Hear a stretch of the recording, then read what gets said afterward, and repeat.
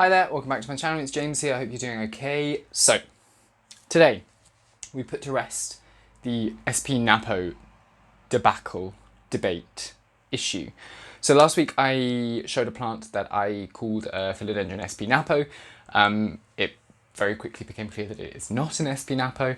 I bought it as an sp.Napo or a Philodendron Napo, but I think it probably was just a Philodendron that was found or recorded as found in that same area, so that's why it was labelled sp.Napo. Since then I have managed to get hold of one of the Philodendron sp.Napo that is sold on the market under that name, so I just wanted to do a quick comparison of the two of them, and you'll see that they're very not similar. So this is absolutely my mistake. There was one element that kind of tricked me, and then I just didn't really think about it beyond that. I just assumed that it was going to turn into what I was expecting it to turn into eventually. It wouldn't have, but that's okay. So I'm going to show you the plant that I showed last week again. So it's done quite a lot of growing, well, last week, 2 weeks ago, I think at this point. It's done a fair bit of growing since then. This massive leaf here is completely new since the last video. So it's definitely a fast growing philodendron. It's got very velvety leaves, at least in these new ones. The older leaf is much glossier, it's kind of blue tinted, and that's the only similarity really between this leaf and the actual sp.Napo, aside from the sort of lance shape of the leaves. Yeah, like I said, it's kind of pillowy, velvety. It's got quite distinct veining that comes out from the midrib. The petiole is a D shape, so the upper surface is kind of flattened with two edges, and the lower part is really curved. It's just moved into growing from cataphyll, which is exciting. Quite a fast philodendron in terms of maturity, because all of this is happening with zero support, so that's pretty cool. And it's definitely not a self-heading variety. Its instinct is to climb for sure. Always I just feed these roots back in. If they don't have anything to cling to, I just stick them back in the pot, because it's always going to keep supplying the plant with more water, more nutrients, all that good stuff.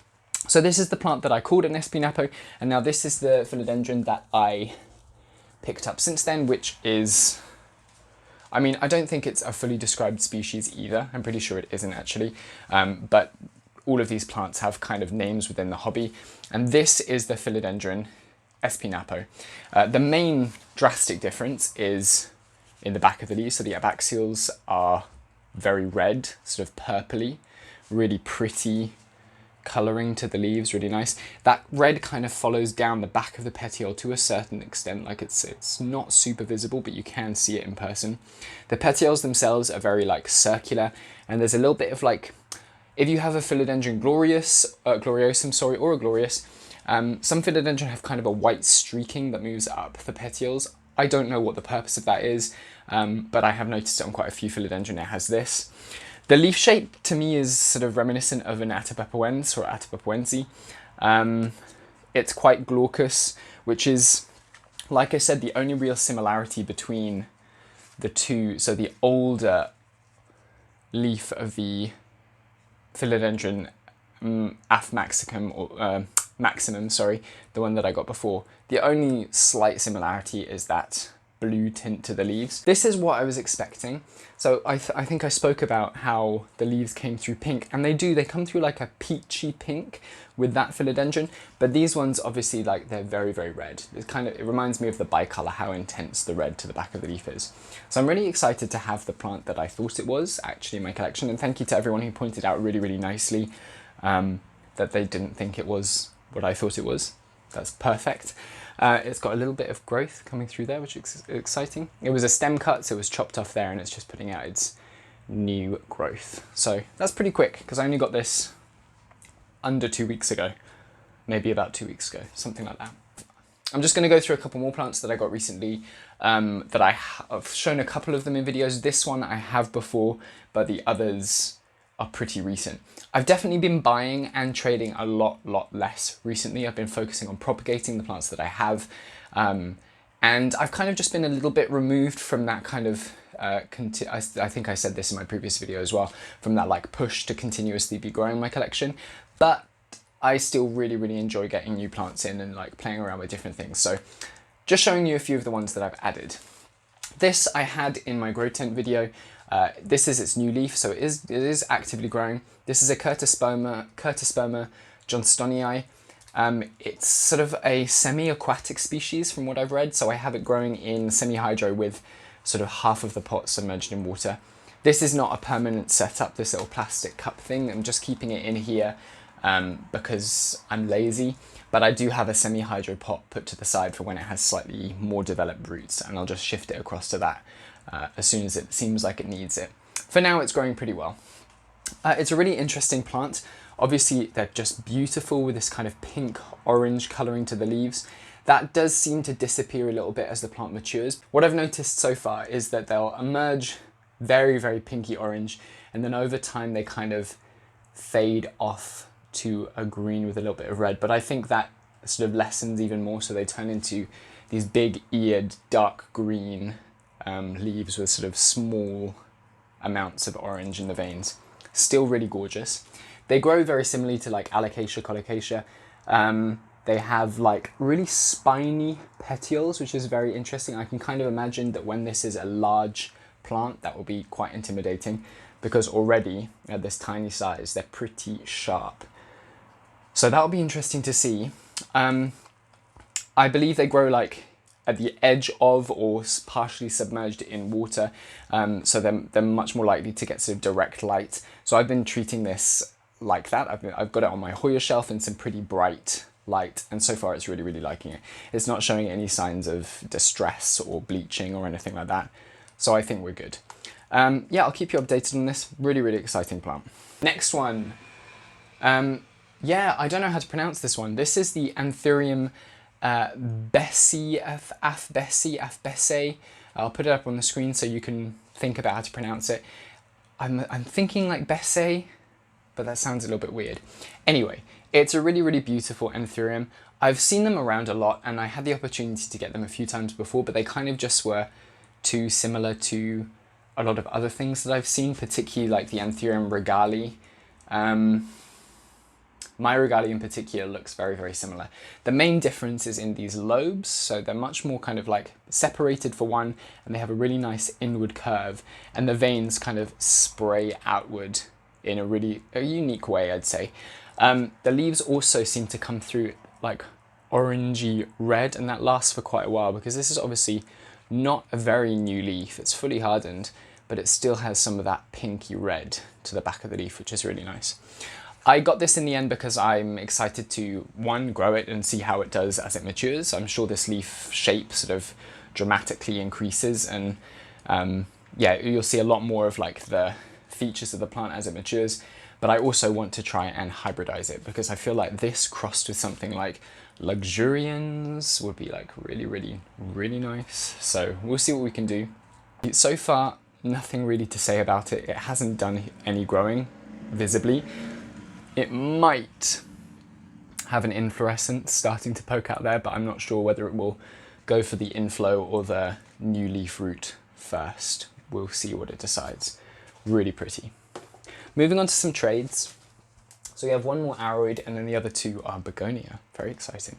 So this one is a little bit tough to pronounce. This is the Monstera obliqua misahualli. Anyway, I'll pop it up on the screen so you can read as well. Like, first glance, it just looks like your typical Monstera. This could be any of the obliqua complex that I have anyway. It kind of looks like a Silta picana without the silver splash. It's just a typical Monstera. It does mature into a plant with really, really unique shaped, beautiful fenestrations. Again, I'll put a picture up of like a slightly more mature plant. And I'm just really, really excited to have a bunch of these obliqua forms to grow and compare. And I was speaking to some people about it. I'm sure that a lot of these plants that are currently called obliquas will be reclassified, but for now it's just really, really cool to see the different potential forms. There's a little bit of new growth right there, which is really lovely, and I think it will grow quite fast. Like, the obliquas that I have at the moment grow pretty quick in this tent, which is nice. Okay, last two. These are a little bit unusual for me, but sort of all the more exciting for that. I traded for two begonia. The first one, I'm a little bit nervous about them because I've just got them in the bags that they were shipped in at the moment. And I'm kind of keeping them in there for a while in the grow tent. Once they're acclimatized to the heat, I'll move them into, I've got like a big storage container where I have my other very few begonia, but I'm slowly sort of growing that little group of plants.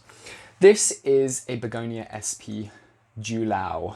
I think it's Julau, potentially. Sp. Julau. And it is just beautiful. I feel like they look like butterfly wings. Really feathery, tapered leaves. Obviously it never wants to focus. Red backing, which is pretty common with begonia, I find, but it's just a feature that I really appreciate in plants.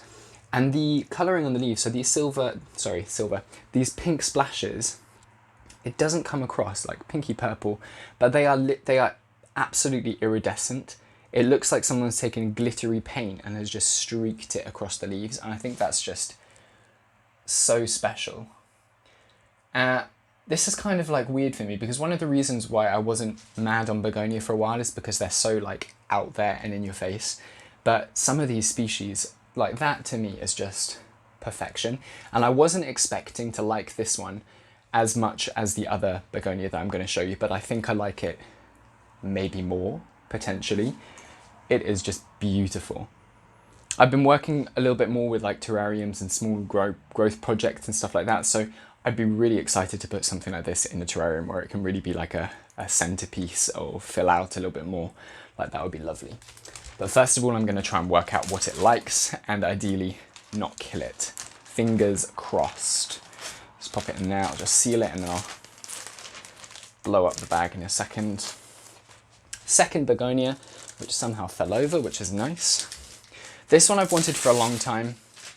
I've had the opportunity again to buy it before, but there are issues I think with a lot of these small, less readily available species. There's more sort of concerns around poaching related to these plants, so I wanted to try and get this one in particular from someone who'd grown it themselves, propagated it, and was then looking to trade or sell. So this is Begonia darthvaderiana, and it is, I mean, what even? It's absolutely magical. Like fleshy, kind of velvety surfaces, that typical begonia shape, and this border, which is like silver green. I mean, looking at that in person, I'm just looking at it in the camera and it's gorgeous, and you look at it in person and it's just like otherworldly. It also has a little flower. Look at that, a little begonia flower, that's cute. And same as before, this like really intense red backing to the leaves. I am just such a fan. There are a few other begonia species, some of which I have already, but there are some which like really I want, like they're really beautiful and exciting. This is one of those ones, and if I could just get a few of those species that really speak to me, I'd be totally happy. A lot of them don't really pull me, like the maculata kind of begonia, those polka dotty ones. Not super attracted to those. Like I appreciate them, I think they're still beautiful, but I will stick with the ones that are really exciting to me. Oh, I can't. Wow. Okay, so that is basically it. I'm kind of just making this video so that I make one, because otherwise it will be 3 months before I make another one. So hopefully you enjoyed that. As always, if you have any questions, stick them down in the comments below. I'm going through them when I can. And subscribe to this channel if you want to see more videos like this. Check out my Instagram if you want to see updates on these plants, and I will speak very soon. See you very soon. Goodbye.